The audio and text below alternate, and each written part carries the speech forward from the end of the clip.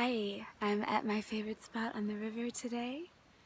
I came out, it's finally a little bit cooler here in Sedona, so it's been a little bit easier to think straight. So I came out here to the water and I did a card reading for myself using my tarot cards, which are this deck, Tarot Illuminati by Kim Huggins and Eric Dunn, and also my Magic of Flowers deck by Tess Whitehurst to add a little whimsy.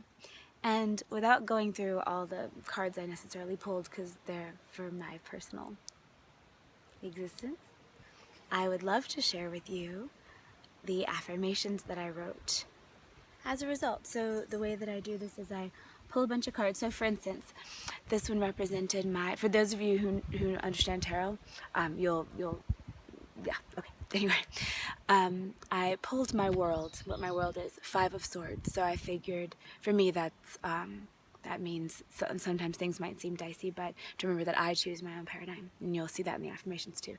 Then, for who I am in the world, 3 of Pentacles, gaining mastery. My challenges, Princess of Cups, so I can't stay super dreamy. My way out of my challenges, Queen of Wands, so I got to be social and I have to stay clear and powerful and focus on beauty as well. It's grace. Then my supportive people in my life were the 9 of Cups, which is eat, drink, and be merry. And what I'm getting at the end of all this, so the carrot, especially when I feel myself in big growth periods, I want my, I just like to know what's going to happen so I can have that motivation when I'm either tired or when things are difficult. So the alchemist, the master, right? And then I also pulled just an extra one, who I was, and this card I've been pulling it all the time, the Two Bros card, and it's so sweet, right? It's I mean, very obvious what it's about there, the romance. But today I was noticing that these 2 cards are the same, really. Look at, can you see how this one's more astral, this one's more physical? This one he's focusing on a woman, this one he's focusing on his book, but they're the same. And I sat here in the forest and I was meditating because I knew I could feel that blurry part of my circuitry that was like, if I can understand this, if I can understand what you're trying to tell me, then I will get to the next level of my personal journey. So that was pretty epic. I got all these visions and stuff. So long story short, I would love to share with you guys my affirmations. So I look at my cards and then I put them all together. I look up their little descriptions and everything.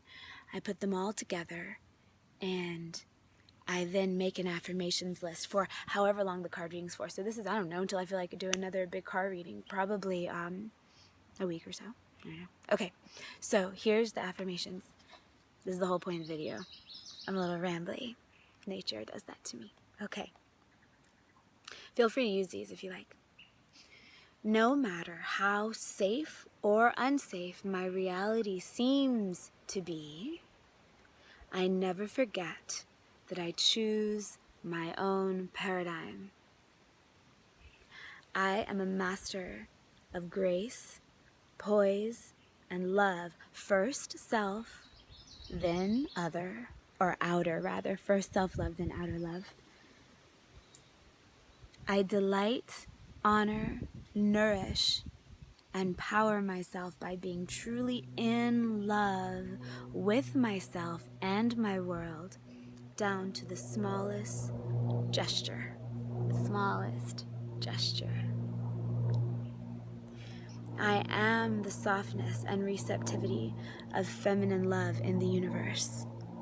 I am loved with an all-encompassing sweetness that I can fall into and drink from.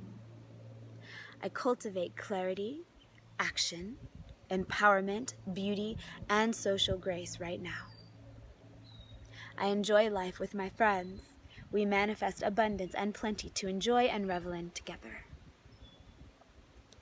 I keep going, knowing that at the end of this challenge period, I will be the grounded, abundant, supported master of all realms.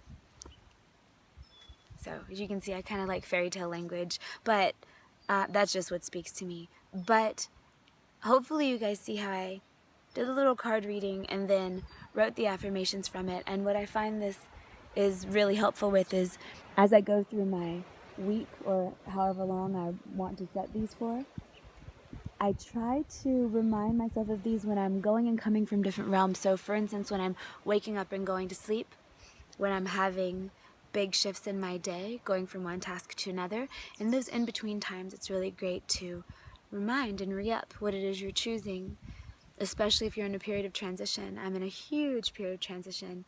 My life feels like it's really changing and I don't know what to. I'm kind of in the goo stage of the caterpillar turning into a butterfly. I'm not really sure what's happening. I know that things I was doing aren't working, and I feel like I'm in a new universe, learning something new. So it's going to be interesting. Much love to you guys. These Oracle decks are great. Feel free to pick up any tarot deck that resonates with you. Make sure you get a companion book for it. And this little Magic of Flowers book, it's just super sweet. It's just lovely. In fact, how long have I been talking? 6 minutes. Okay, I'll read you guys a little bit of the description of this flower, the tuberose that I got.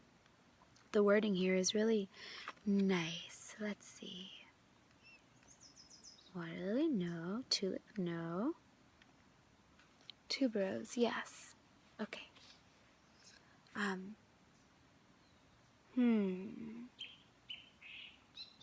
Here's the perfect one. So, talking about how rather than the birds are all talking.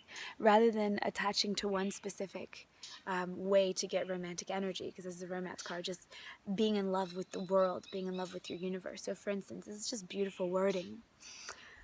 This might also be a message about opening your heart to the romance of life in general, reveling in the sensual pleasures of the moment, and treating yourself like the precious, divine child that you are.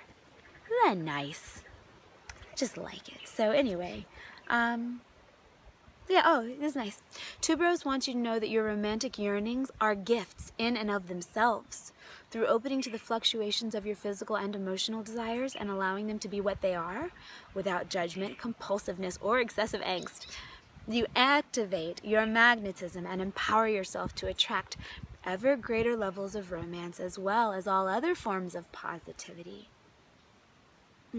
Tuberose's pure, sensual presence also communicates that while you may enjoy being in relationship with others, you are in truth one with the divine, and are therefore never dependent on any person, place, or finite condition for your ultimate satisfaction. Through letting go of the need to control or predict the future, you open up to the spontaneous joy and romance of the present. And all that you have been chasing after begins chasing after you. Is that nice? That's the tuberose card. Alright, I'll stop rambling now. Hope you're having a beautiful weekend.